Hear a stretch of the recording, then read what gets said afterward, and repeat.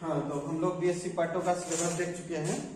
इसमें क्या क्या है, पेपर थर्ड और पेपर फोर्थ। पहला पेपर में हम लोग third paper real analysis, infinite series, modern algebra और एलपीपी। ठीक, इसमें टोटल नंबर ऑफ क्वेश्चन जैसे पार्ट 1 में दिए थे 5, वैसे ही देना है। ऑब्जेक्टिव भी आपको 12 रहेंगे, उसमें से 10 बनाना है। मल्टीपल चॉइस रहेंगे, 4 ग्रुप रहते हैं, 4 ग्रुप से एटलीस्ट एक क्वेश्चन देना है। सेम पैटर्न आपका इसका पेपर फोर्थ का। इसमें कौन कौन है, vector analysis, differential equation, statics and dynamics. Book का नाम याद हो गया सभी का, दास गुप्ता। और यहाँ पर जो बुक है रियल एनालिसिस का, इसका सबसे अच्छा बुक आप ले सकते हैं। ठीक है, के झा का भी आता है, के झा या दास गुप्ता। सर सब बुक से दास गुप्ता का नहीं है या हाँ। के झा। इनफिनाइट सीरीज भी लालजी प्रसाद या दास गुप्ता जिसका ले सकते हैं। मॉडर्न अलजेब्रा लेकिन यहीं से ले लेना है ए आर वशिष्ठा का, कृष्णा पब्लिकेशन का। किसका ले लेना है, ए आर वशिष्ठा, बी वशिष्ठा, बी से होता है ये किस कृष्णा पब्लिकेशन का। एलपीपी ये भी लालजी प्रसाद का ले लीजिए या तो दास गुप्ता, जिसका आता है ले लीजिए, कोई दिक्कत नहीं। सिर्फ मॉडर्न अलजेब्रा किसका ले लेना है, ए आर वशिष्ठा। क्यों, क्योंकि ये पार्ट थर्ड में आपका एक पेपर ए का बुक हो जाएगा, पेपर 6 का।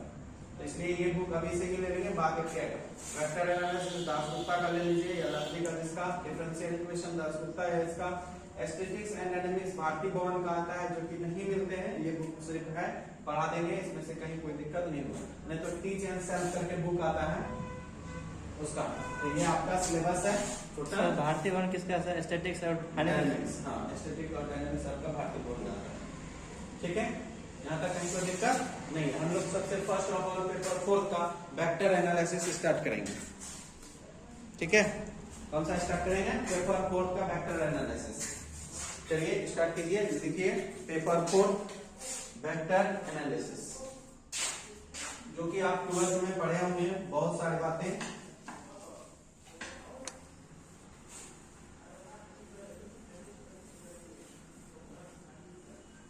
ये फुल सिलेबस है आपका, और एग्जाम भी आपकी जल्दी होने पार्ट 2 के, इसलिए सिलेबस को बहुत अच्छे से खत्म करेंगे और एक एक क्वेश्चन और पूरे एक्सरसाइज बना के, क्योंकि यहीं से आपका आईटी जेम का जो दीजिएगा यहीं से सिलेबस स्टार्ट हो जाएगा, साथ साथ चलेगा सब चीज।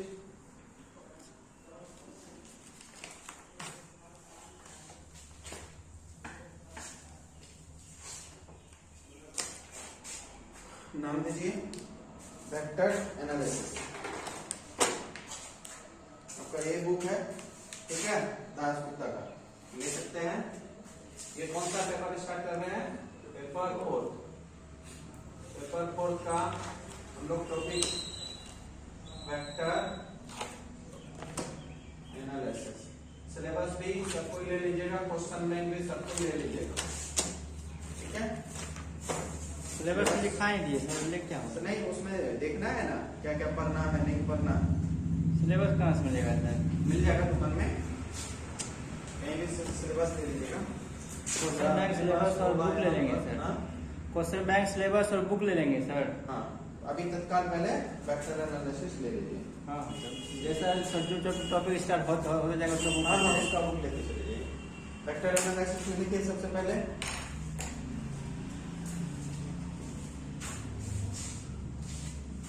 पहला बात लिखिए फिजिकल क्वांटिटी।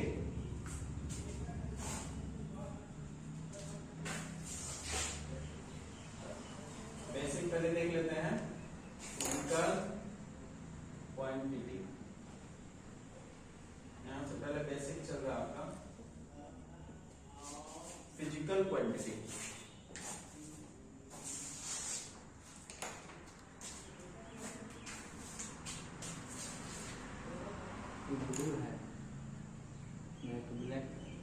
Physical quantity.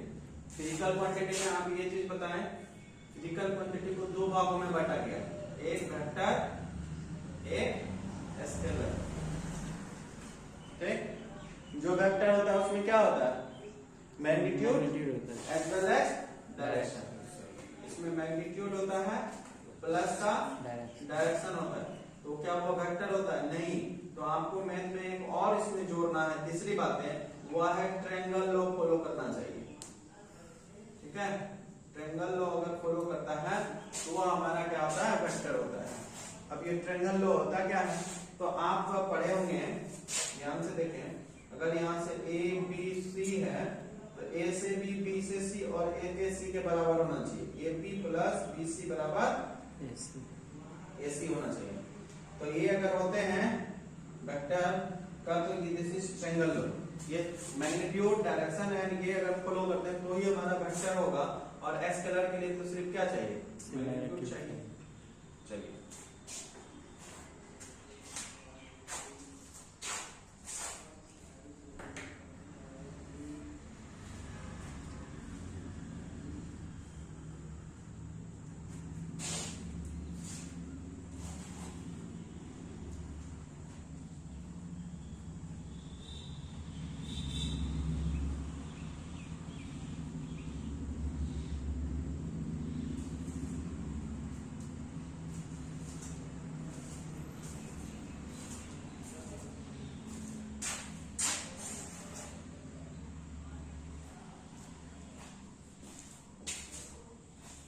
ठीक है।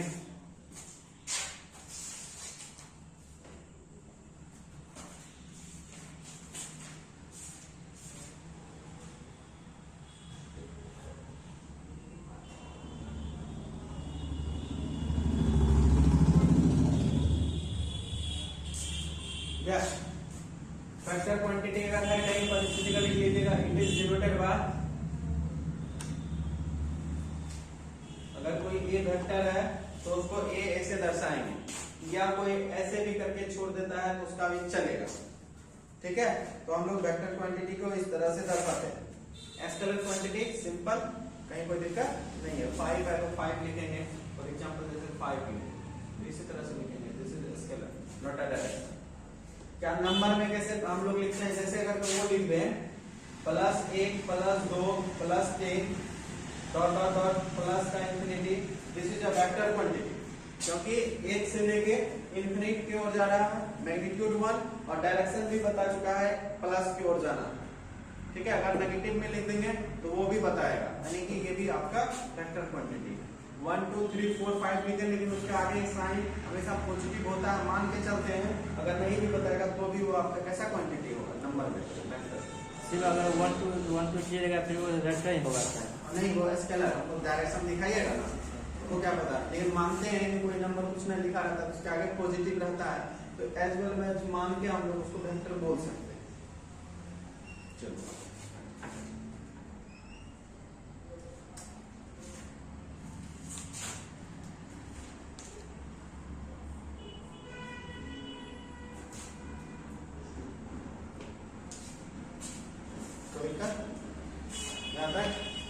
नेक्स्ट लिखिए representation of a vector.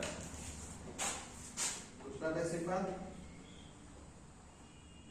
Representation of a vector.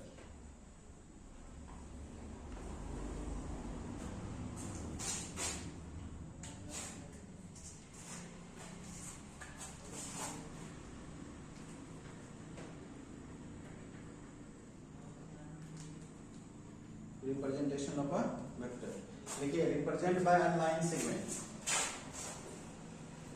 Represent by a line segment.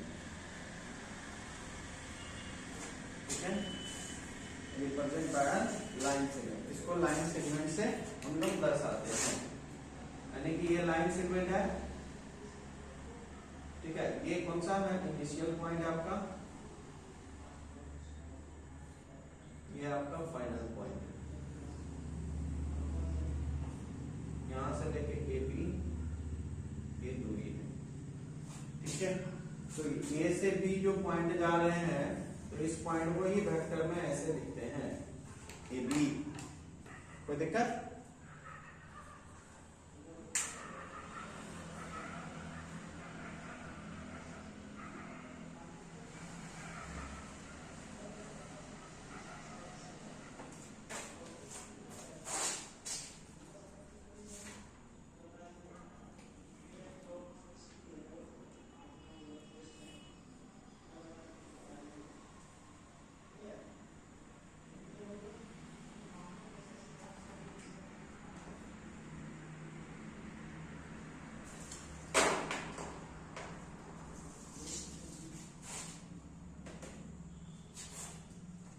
ठीक है।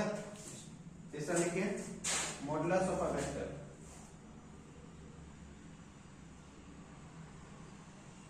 मॉडुलस ऑफ अ वेक्टर लिखिएगा। एक minute.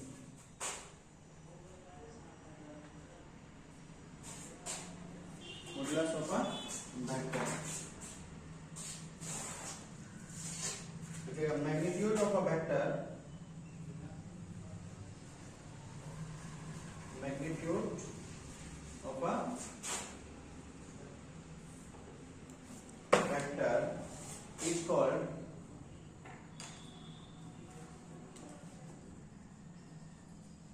Modulus of a vector. इसी को एब्सोल्यूट वैल्यू भी कहते हैं। दूसरा नाम इसको एब्सोल्यूट वैल्यू भी कहते हैं। ठीक है। मैग्नीट्यूड निकालते कैसे हैं सर? अगर मेरा a बराबर यहां से कितना जैसे 2i प्लस 3j, ठीक, तो a का मैग्नीट्यूड मतलब इसका रूट 2 का होल स्क्वायर प्लस 3 का होल स्क्वायर का अंडर रूट, तो कितना हुआ 4 प्लस 9 कितना हुआ 13। This is a modulus of a vector. कोई दिक्कत? यहां तक लिखिए।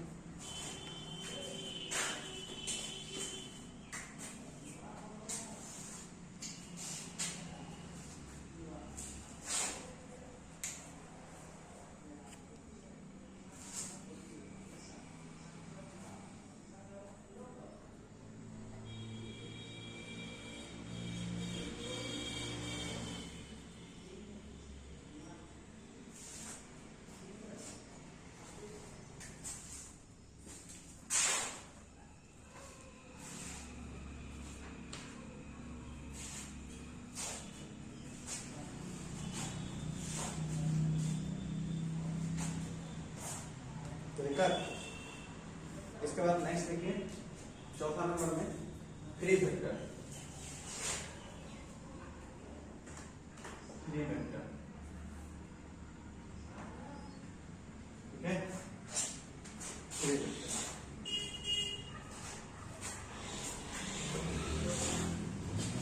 दिस टाइप ऑफ वेक्टर, एक मिनट से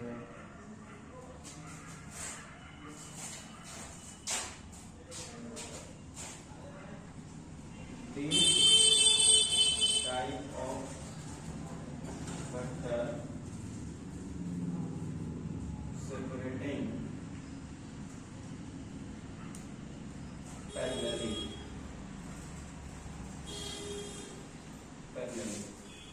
ठीक है। इस टाइप को वेक्टर को हम लोग सेपरेट कर सकते हैं, ठीक है, पैरेलली। मतलब अगर थ्री वेक्टर है, अगर हम चाहें सपोज अपना ये दीवार है, इस पे एक वेक्टर है ए बी, तो हम इसको पैरेलली इस दीवार के पैरेलल इस दीवार पे ला सकते हैं, ठीक है। वेक्टर दो प्रकार का, एक फ्री वेक्टर है, तो लोकलाइज्ड वेक्टर होता है।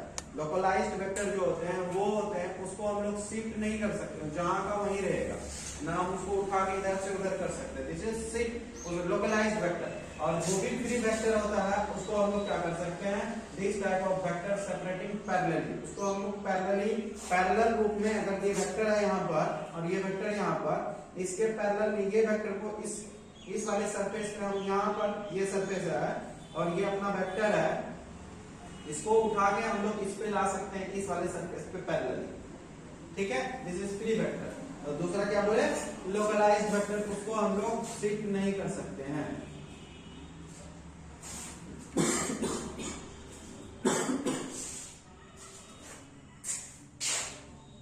Localised vector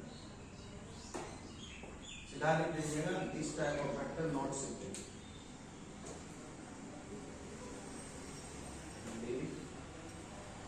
type of vector not separated parallel, इसको हम लोग पैरेलली शिफ्ट नहीं कर सकते।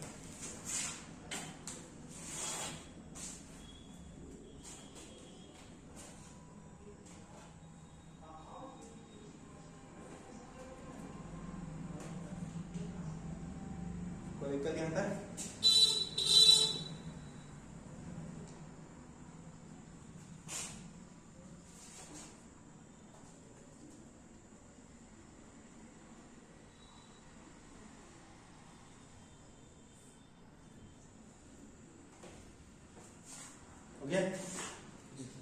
नेक्स्ट देखिए लाइन ऑफ एक्शन। छोटी छोटी बातें हैं, एक एक वर्ड को क्लियर कर रहे हैं sir. Line of action,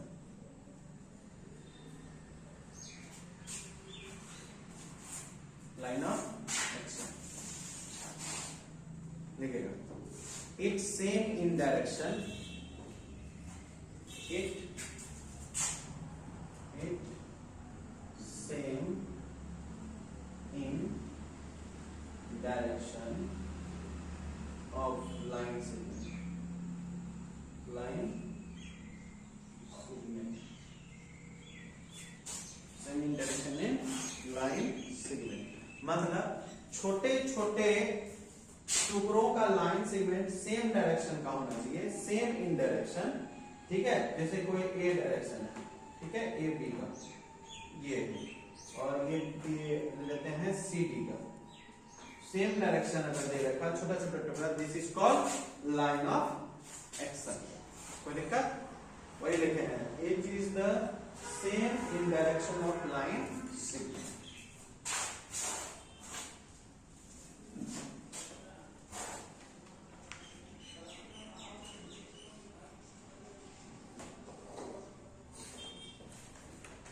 triangle law में सर ए और बी का डायरेक्शन सेम है, अगर सी का डायरेक्शन अपोजिट कर दे, ए और माइनस साइन के साथ करना होगा, वो बताएंगे अपोजिट करके। ये पढ़े थे 12th क्लास में, याद करिए, ऑब्जेक्टिव भी आते हैं। हाँ सर, ये पढ़ेंगे यहाँ पे अगर सर क्या ए सी का डायरेक्शन अगर अपोजिट कर दिया जाए, या फिर क्या ए बी या फिर बी सी को अपोजिट कर दिया तब क्या रिजल्ट होगा? हाँ, वो सब चीज बताएंगे। अभी इसको खोलेंगे, एक बीच में आएगा फिर से। अभी लिखिए next heading, type of vectors. Type of vector physics में भी 11th में ही 1-2 महीना तो कहीं नहीं पढ़ाया जाता है ओनली वेक्टर, तो भी डेफिनेशन क्लियर नहीं होगा। यानी कि वेक्टर का डेफिनेशन मैग्नीट्यूड डायरेक्शन बोलने से काम नहीं चलेगा।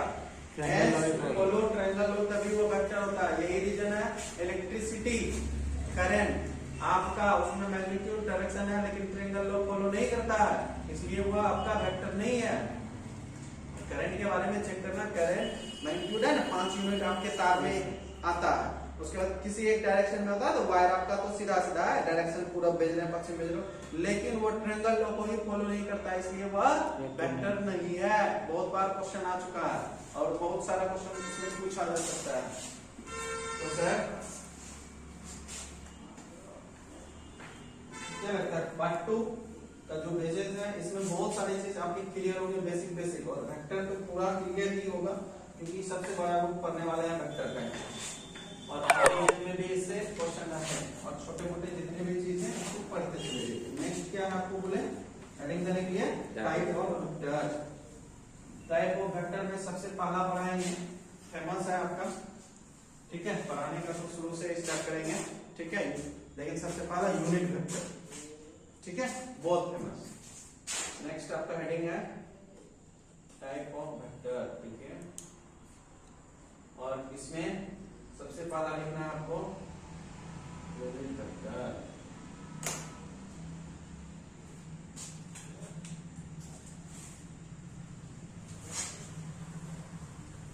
देखिए any vector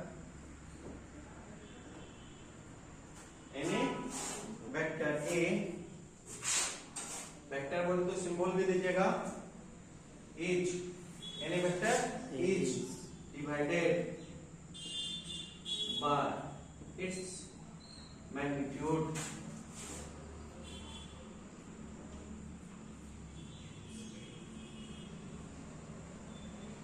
it's called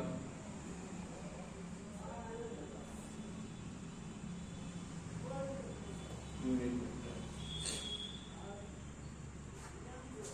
It's called unit vector. It is denoted by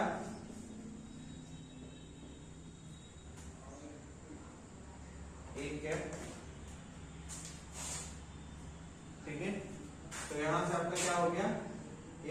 equal to क्या, ए वेक्टर उसके मैग्नीट्यूड से डिवाइड।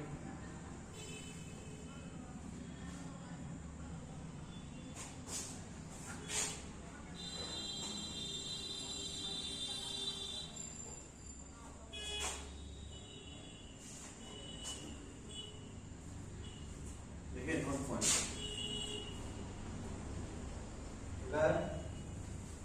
अगर हम लोगों को, ठीक है, यूनिट वेक्टर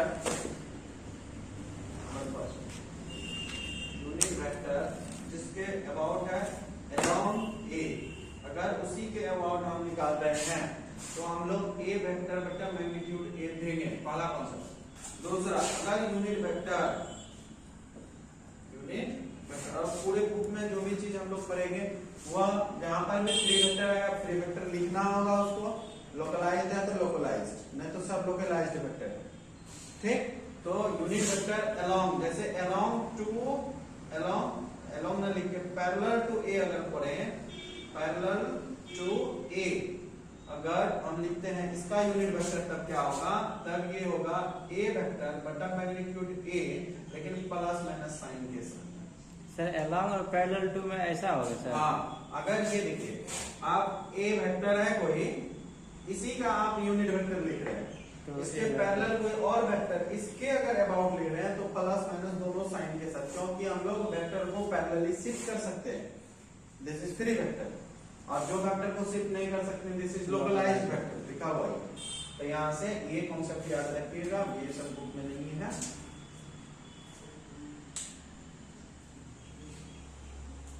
बहुत सारा बुक को मिला के आपका आएगा।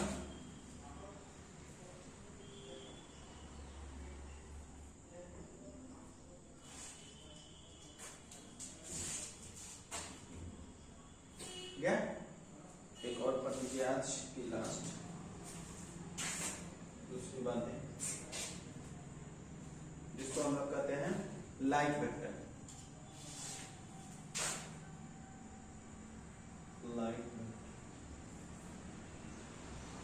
लाइक होगा तो अनलाइक भी होगा, लाइक तो अनलाइक। उसके बाद जो नेक्स्ट पढ़ेगा वो होगा, पढ़ ही लेंगे अभी, अनलाइक।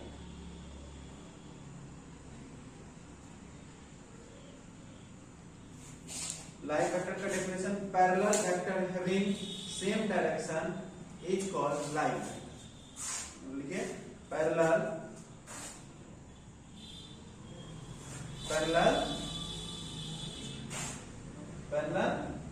वेक्टर, क्या बोलो, parallel vector having same direction, parallel vector having same direction is called like vector. मतलब इस तरह से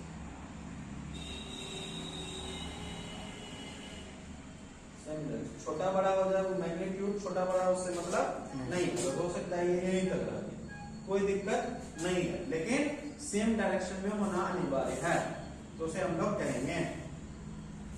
मतलब इसका मतलब क्या होगा,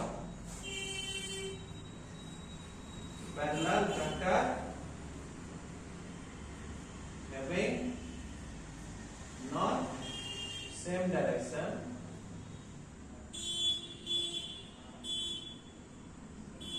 इज कॉल्ड अनलाइक,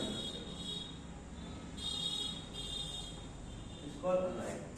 इसका मतलब एक वेक्टर अगर इधर से है तो एक वेक्टर इधर से है, कहीं कोई दिक्कत नहीं है, अपोजिट इन डायरेक्शन होने के कारण इसको हम लोग कैसा वेक्टर कहेंगे, अनलाइक। मैग्नीट्यूड से मतलब नहीं है, ओनली डायरेक्शन से मतलब है। अगर हम यहाँ पर एक छोटा सा क्वेश्चन बताएं आपको, जैसे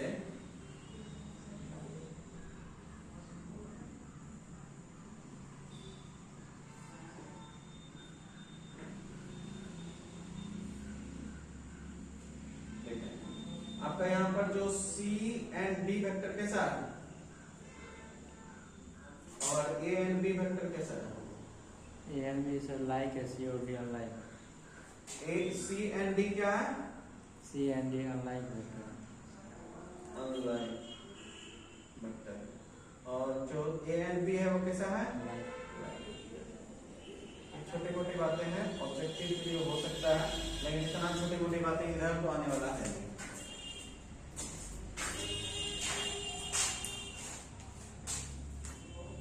यूनिट वेक्टर हो गया, उसके बाद जीरो वेक्टर, नॉन वेक्टर बच गया, negative vector, collinear vector, like unlike हो गया, इक्वल वेक्टर है, इसके बाद कोप्लेनर वेक्टर है, तब एडिशन ऑफ टू वेक्टर। ठीक है, तो इस तरह से हम लोग अपने धीरे धीरे चैप्टर को आगे बढ़ाते चलें।